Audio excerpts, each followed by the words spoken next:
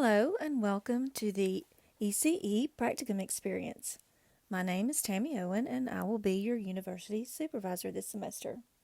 My email is tdowen@jsu.edu and my phone number is 256-238-3822. Feel free to text or email me with any questions or concerns that you have during this semester. The first step you need to take is to send me your selfie if you haven't done so already. Take a photo of yourself or use one you already have. Type your name in the message line and an emoji of how you are feeling right now about your practicum and text it to me. It is important that I have your number because I may need to text everyone important information. And also, when you text me, I will already have your information in my phone, so I will know who you are, and that will make things a lot smoother. In your handouts, I gave you a form that says ways to be a great teacher candidate, and I just want to share a few insights with you that might, practical things that might help you this semester. First of all, let's be positive. A part of the TCDA has to do with being professional, and part of that is not engaging in negative talk and certainly not posting anything negative about your students, about the school, your CT, or even other teacher candidates. If you are talking in a group of teachers, or maybe you are in the teacher's lounge and the conversation turns into negative talk, then I would, just walk away, politely excuse myself, and not be involved in that. Also, be sure that whenever you're given feedback, which you will be, and this is what this is for, you'll be getting feedback from me, you'll be getting feedback from your cooperating teacher. Make sure that you take that in a positive way and that you apply that in the class and to your next lessons. That's why we're here. So, first of all, be positive. Second, be energetic. Be up, be moving around. Even when the teacher's teaching and maybe you're just observing, you can be walking around, helping other students. During center time, walk around and do things with the students at center time. If they go on the playground, talk to them, play with them. If at lunch, sit with them. It's important that you're not just sitting there doing nothing. Make sure that when the teacher is teaching that you are being attentive, because that's where you're going to learn a lot of things by watching your cooperating teacher teach. I had an intern once that they put her in my class when I taught pre-K. I think she was supposed to be in there for like 4 weeks, and during my lessons when I was doing my teaching, she was on her phone, and therefore she did not know anything. I guess she thought she was through. And one day, she had been in there several days, should have seen what we were doing. We did the same kinds of things. She was ready to graduate. I had someone come to the door. I had to go to the door and I said, "Take over for me." She didn't know what to do. She wasn't paying attention. She was in her internship. She should have been able to take over after several days. Now, I'm not expecting you to do that, but do be attentive and watch the teacher because you can learn a lot of things from watching them. Be helpful. If you don't know what to do, ask your classroom teacher what you can help with. What can I do to help you? What do you need me to do? I had a practicum student that did this once, and I found it was very impressive. Every time she would leave the room, maybe to go to the office or go to the restroom, she would ask me if there was anything that she could get me while I was out. And I thought that was very nice because, teachers don't get to leave the room that often. So there might be something I might have needed her to get. So I thought that was very thoughtful. So think of things like that. Also, make sure that they're going to have routines. They're going to have schedules that they follow every day. They're going to have procedures. They're going to have procedures for lining up. They're going to have procedures for center time. They're going to have procedures for going to lunch and all of those things. So learn those routines and learn those schedules so that you can help with them. And anticipate that you know they're going to start something next, anticipate that. And if there's anything you can do in advance, go ahead and do it. Also, be on time. When you're consistently late, it just appears you're not serious or you don't care. So make sure that you get to the school, get there early enough to sign in and be in your classroom at 8 o'clock. And when it is 2 o'clock, don't run out the door at 2 o'clock, like especially if you're in the middle of something. But kind of get your things together beforehand, and when it's, it might not, don't leave right at 2 o'clock, but when it's about that time, get ready to go. But if you're in the middle of something, don't just drop everything and walk out the door. Be responsible. Make sure that you turn in your lesson plans and your assignments on time. Be dependable. Make sure that you meet with your cooperating teacher each week, and don't wait until Friday in case they're absent on Friday. I know I've had students who did that, and then when Sunday night came, they're texting me saying, I don't have my CT signature. Well, that's 5 points off of your weekly planning agenda.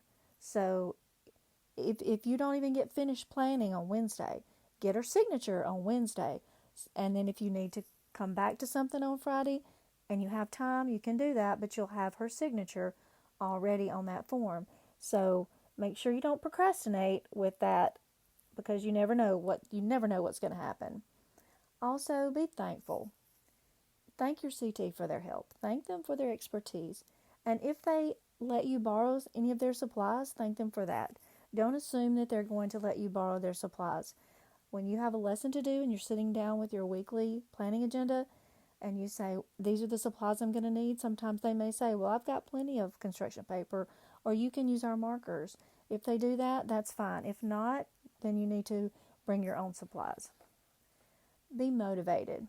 It really helps when you show initiative, when you act interested, and you don't have to wait for directions. So, like I said, learn the schedule, learn the routines, learn the discipline plan, and follow the discipline plan that the teacher does.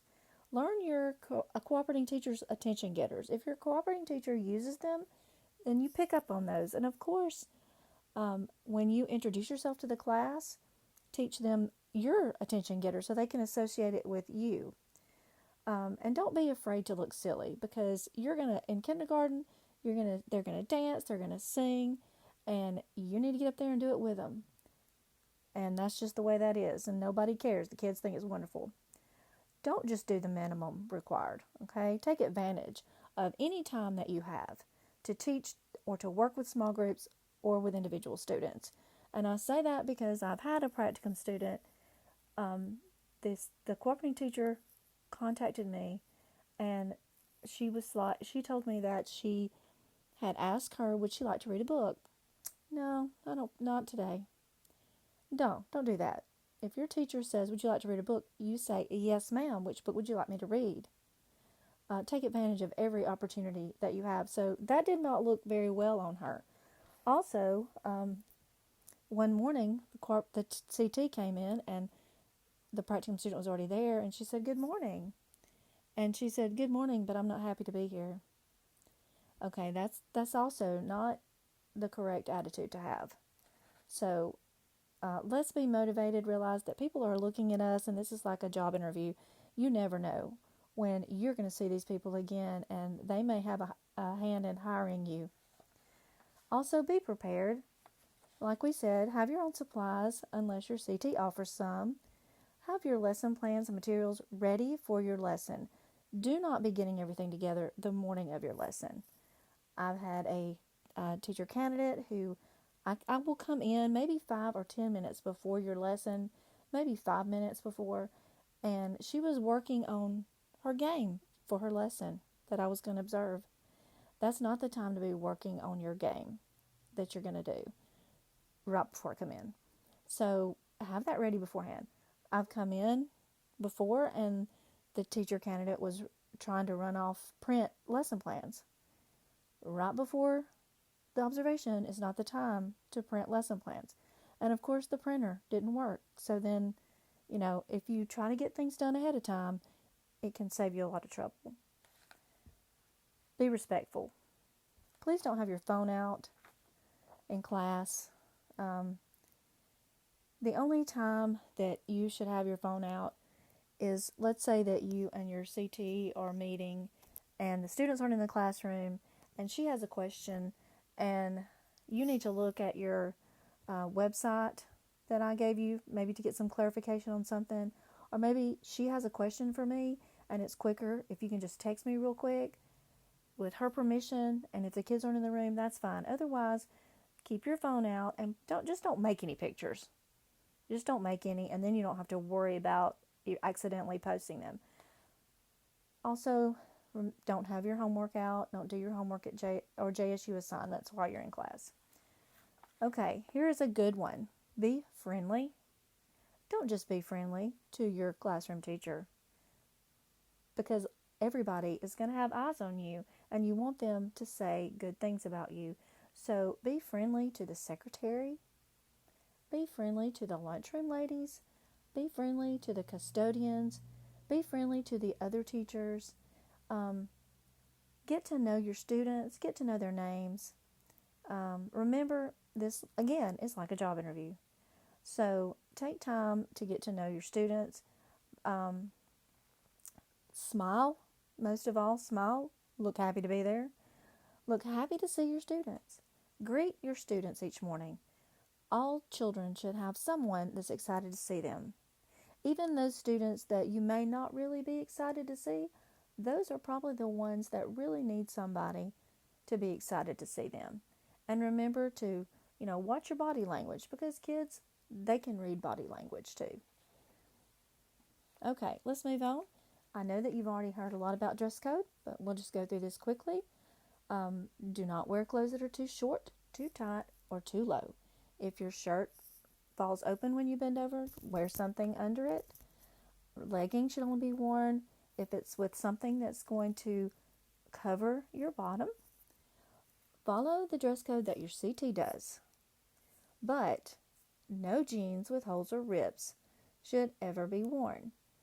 And I've had a practicum student. I came in for an observation. She was wearing t-shirts and jeans with holes. And we had already discussed this. So that did not look good. So when you are being observed, it would be best to, bump your professional dress up a little bit on those days. Wear comfortable shoes. Wear clothes you can sit on the floor with. Again, look professional at all times, especially on observation days. And if someone enters the classroom, they should not be able to tell if you're the classroom teacher or the teacher candidate based on what you're wearing. So mirror your CT, except maybe on those observation days from this semester and the other semesters. Remember that little bit of information. All right, I know we already know this, but I'm just going to run through this real quick. Do not be on your phones during practicum hours except for breaks when the students are not present.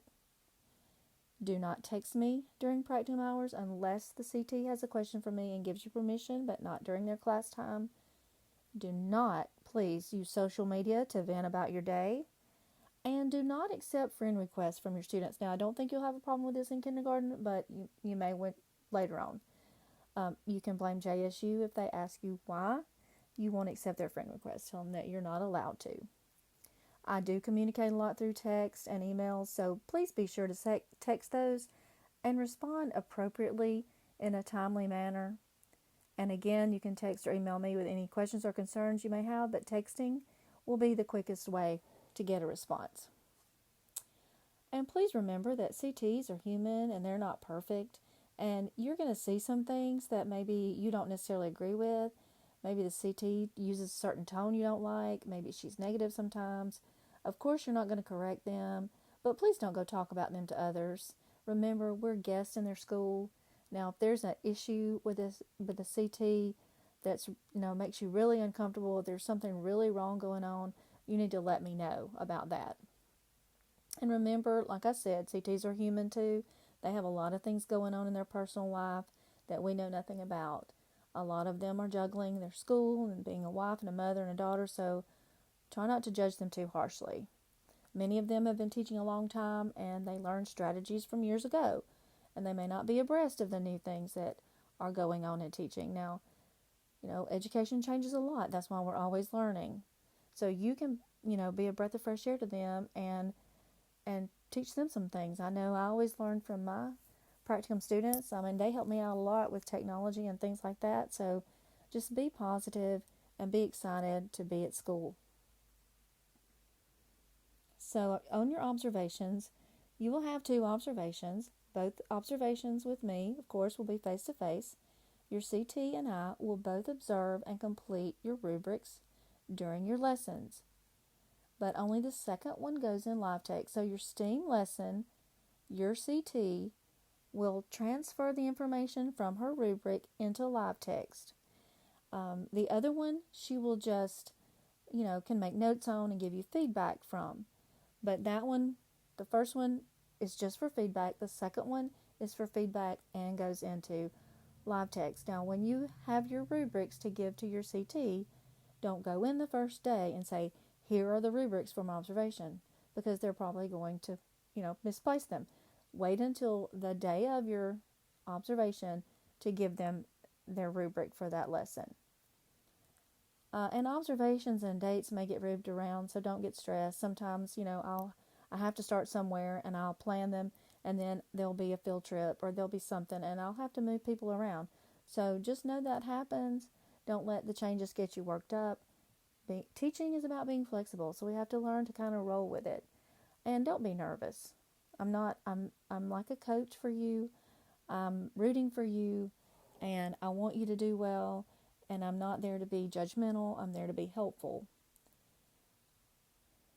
So there are some things I need you to have ready when I come for your observation, and I will remind you of these things beforehand. So you want to make sure that you notify the office the day I'll be observing, so they'll know I'm coming.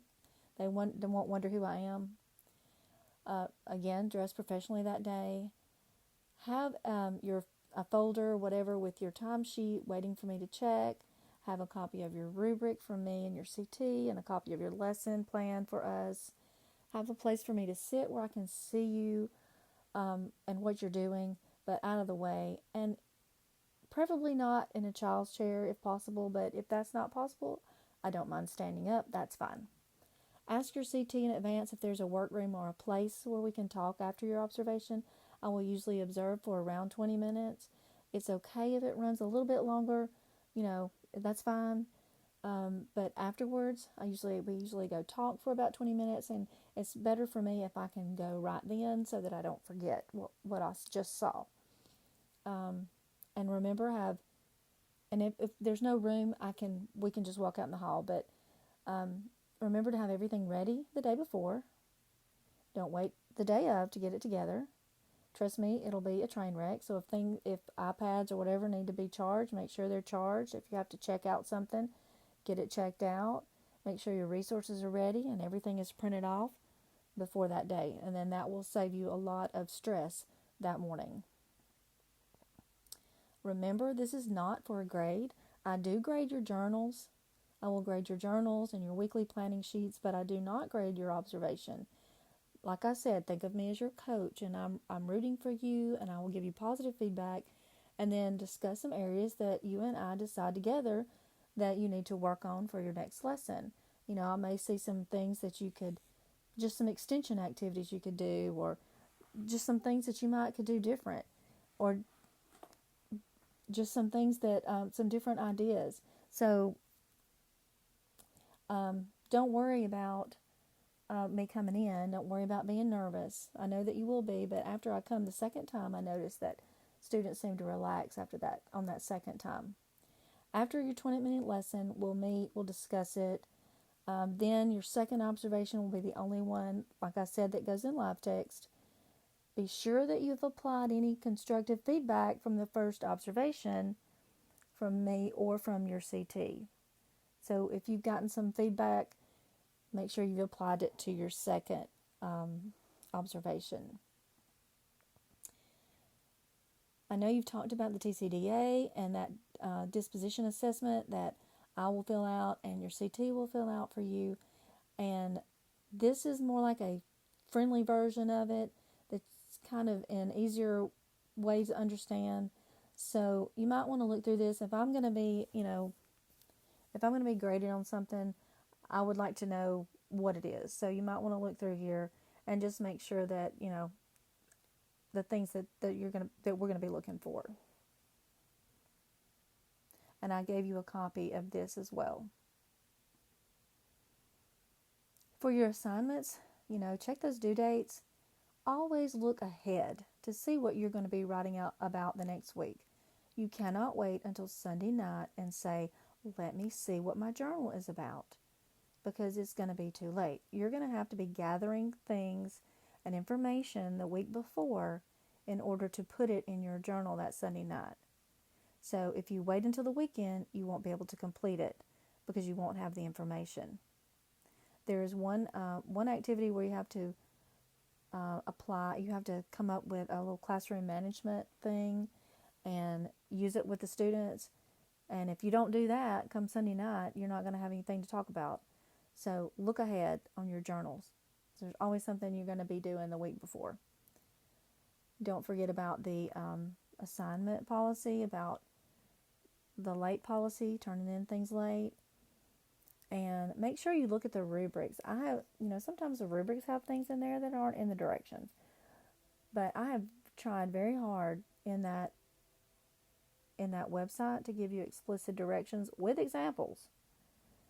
Because, to me it's easier if I can see an example of what we're looking for. So use the website, look at the examples, it's going to give you an idea. And don't forget to email me your lesson plan, not the morning of your lesson. On here it says at least the day before, but I believe it's supposed to be 2 days before. All right, so your weekly planning agendas, you will need 6 copies of those. You will plan with your CT each week for formal and informal lessons. Your common clinical agenda, that is for your CT, that has information for them. It has live instructions about how to use live text, and it also gives due dates. So I will email a copy to you and to your CT, but make a copy for your CT anyway, just in case. On your rubrics, you will need 6 copies. Give me 1 and give your CT 1 before each observed formal lesson.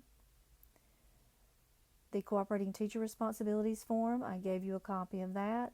Get the form signed and submit a photo when you complete the Practicum information form assignment.